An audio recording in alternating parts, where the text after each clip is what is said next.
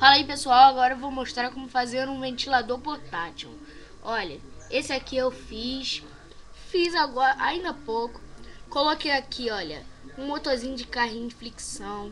Coloquei uma hélice, ela até solta. Aqui, olha, encaixa. Tenta achar uma. Coloquei aqui, olha, ó. Aqueles dois cabinhos, coloquei essas pilhas. Em um lado, o outro não dá pra ver por causa da fita. Aqui, olha, não sei se dá pra ver, não tá engatado, não tá encostando aqui, ó. Quando eu aperto, isso aqui começa a rodar. Até que vai um vento bom, gente. Quanto mais forte a pilha for, mais vai o vento. E ó, isso aqui pode se levar pra qualquer lugar, não tem perigo. Agora só não vá fazer com motor de moto, porque senão isso aqui vai estourar.